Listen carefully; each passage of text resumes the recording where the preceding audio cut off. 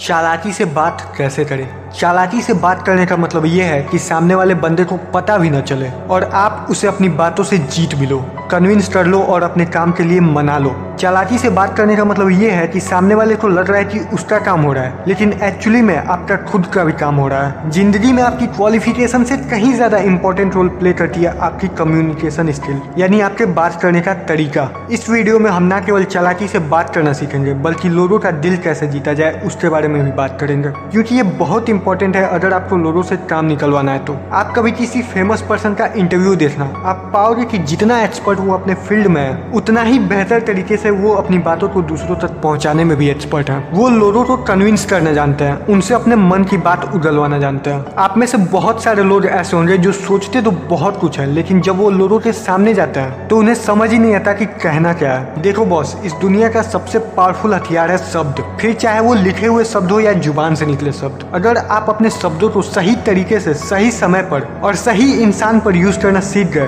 तो आप अपनी जिंदगी को एक अलग ही डायरेक्शन दे सकते हो। शब्द चाहे तो फूल की तरह भी हो सकते हैं और चाहे तो तीर की तरह भी हो सकते हैं। कई बार शब्द घाव को भर देते हैं तो कई बार घाव दे भी जाते हैं। तो आपको अपने शब्दों का ये हथियार यूज करने से पहले 3 बातें सोचना चाहिए। अपने शब्द मैं किस पर यूज कर रहा हूँ, किस तरह यूज कर रहा हूँ और इसका रिजल्ट क्या होगा। तो इस वीडियो में हम चालाकी से बात करने के 3 टिप्स जानने वाले हैं, लेकिन उससे पहले एक चीज क्लियर कर देता हूँ। चालाकी से बात करने का मतलब ये बिल्कुल भी नहीं है कि आप सेल्फिश बन जाओ और दूसरों का गलत फायदा उठाओ। So let's start. Tip number 1, अपनी बातों को कम से कम शब्दों में बोलो। अगर आप अपनी बातों को अगले बंदे तक कम से कम शब्दों में पहुंचा पाते हो तो सामने वाले को ऐसा लगता है कि ये इंसान बहुत ही इंटेलिजेंट है। आपने कई लोगों को देखा होगा कि जब उन्हें कुछ बोलना होता है तो वो इधर उधर की बातें ज्यादा करते हैं, सीधे सीधे बात नहीं करते, बातचीत को और मुश्किल कर देते हैं और ऐसे लोगों में फिर कोई इंटरेस्ट नहीं लेता। आपके अंदर इतनी क्षमता होनी चाहिए कि आप मिनिमम वर्ड्स में वो बता पाओ जो आपको बतानी है। ये भी एक तरह की इंटेलिजेंस है, क्योंकि आज के टाइम पे कोई भी खाली नहीं बैठा है, सब अपने अपने काम और अपनी अपनी लाइफ में बिजी हैं। और आप खुद भी अपना टाइम खराब क्यों करोगे जब आधे घंटे की बात 10 मिनट में बोली जा सकती है। जितना ज्यादा आप बोलोगे उतना ही आपके शब्दों की कीमत कम होती जाएगी, इसलिए कम शब्दों में ज्यादा बोलना सीखिए। टिप नंबर 2,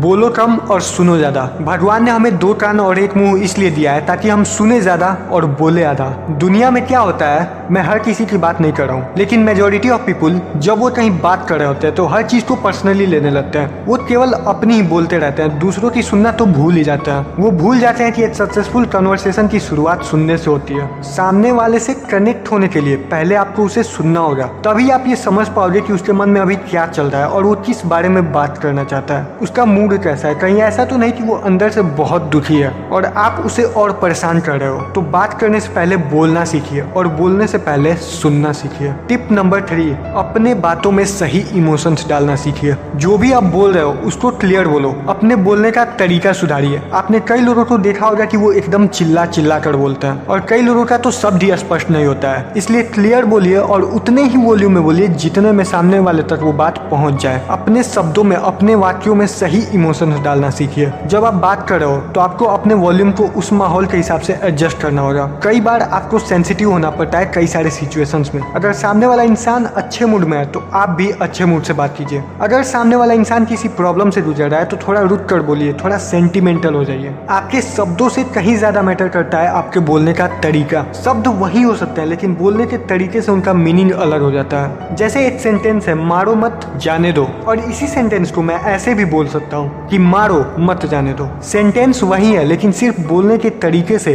दोनों के मीनिंग कितने अलग निकल रहे हैं। शब्द तो हर कोई बोल सकता है जिसके पास भी जुबान है, लेकिन उनमें इमोशंस वही डाल सकता है जिसके पास सेंस होता है, दिल होता है। तो इन टिप्स को मैं एक बार समराइज कर देता हूँ। टिप नंबर 1, अपनी बातों को कम से कम शब्दों में बोलो। टिप नंबर 2, बोलो कम और सुनो ज्यादा। टिप नंबर 3, अपनी बातों में सही इमोशंस डालना सीखो। तो दोस्तों मिलते हैं अगले वीडियो में, तब तक के लिए जय हिंद, जय भारत।